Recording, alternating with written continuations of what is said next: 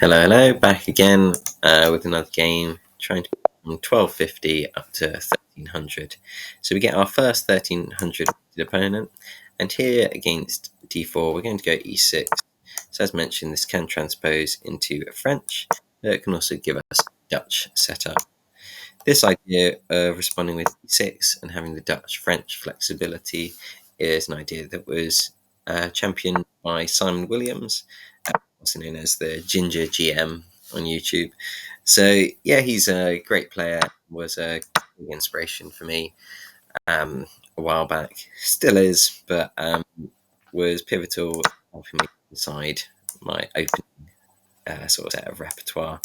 And so now these ones, which I feel relatively comfortable with, and so happy to play these whoever my opponent.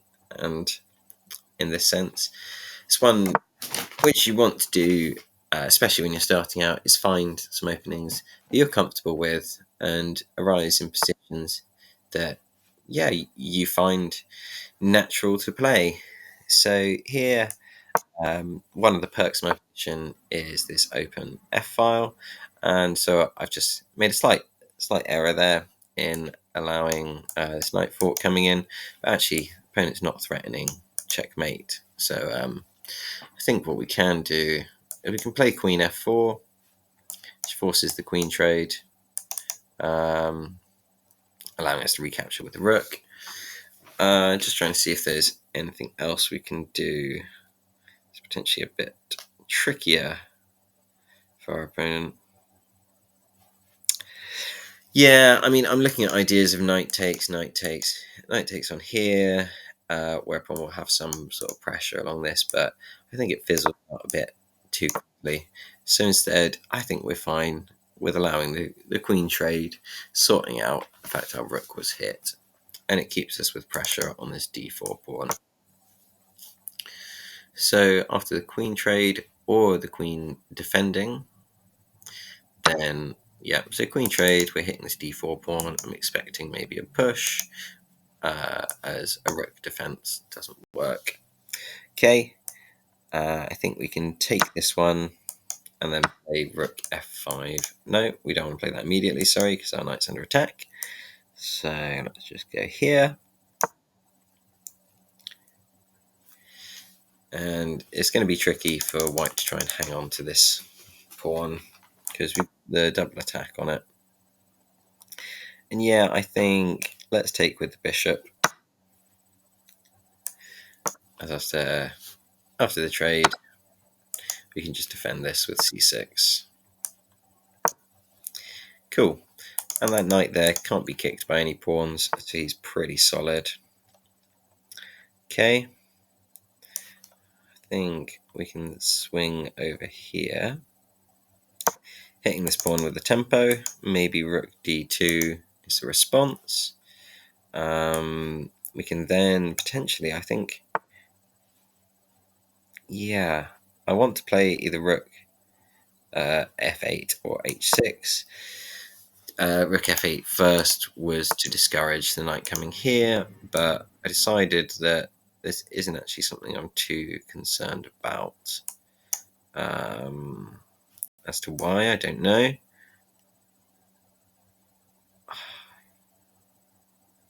Yeah, let me just think quickly.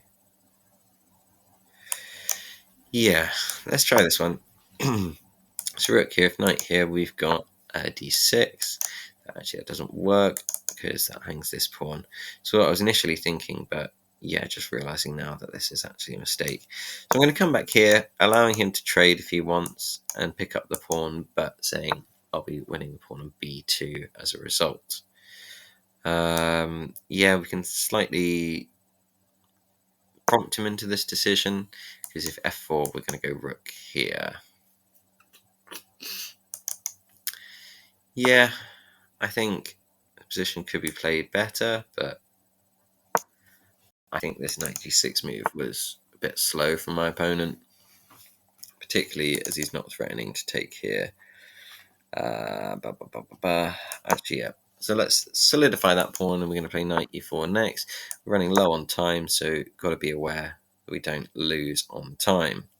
So might need to less commentary, more moves.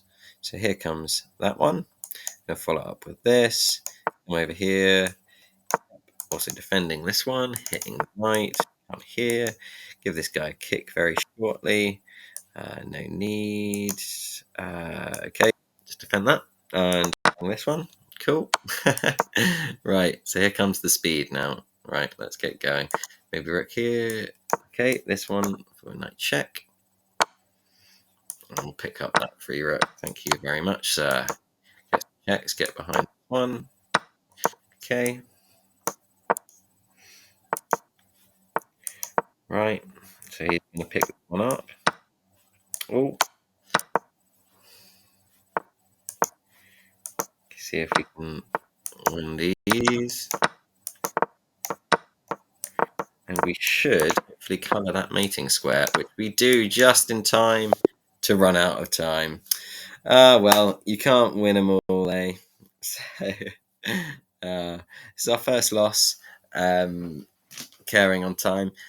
As we saw there, we did have a winning position as we promoted, covering the promotion square. We could have picked this one up, and then afterwards we're just going to round up this pawn on b2.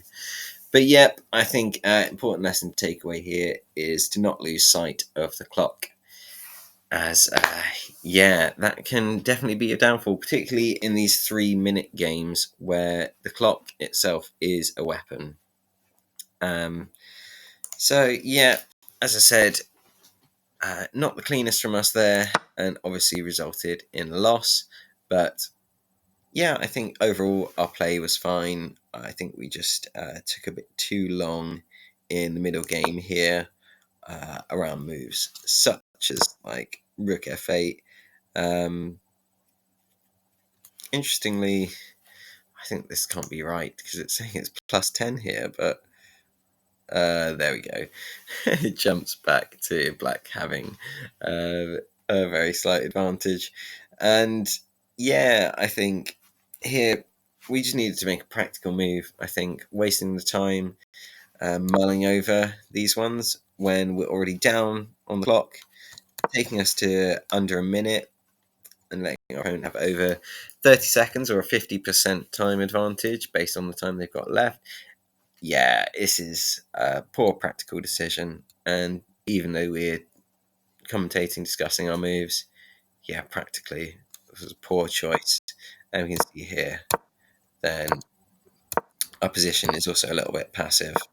So when we saw it in previous videos, when we had a more active position than our opponent, it meant that we could go down on the clock and take such time deficits. But here, I'd say black is better, but the active moves seem more to be in our opponent's camp with the pressure they're putting on with these doubled rooks and this knight infiltrating our half of the board. So I would say actually maybe slightly easier to play for white, though that being said, after d5 we shouldn't really have any troubles here. So yeah, we had a little mistake later on in the game where due to time pressure we ended up dropping our rook in the exchange. But yeah, all of that could have been avoided had we simply made more practical decisions when faced with time pressure on the clock. Cool, so that's that one game for today. Hopefully we can learn from those lessons. Cheers, bye now.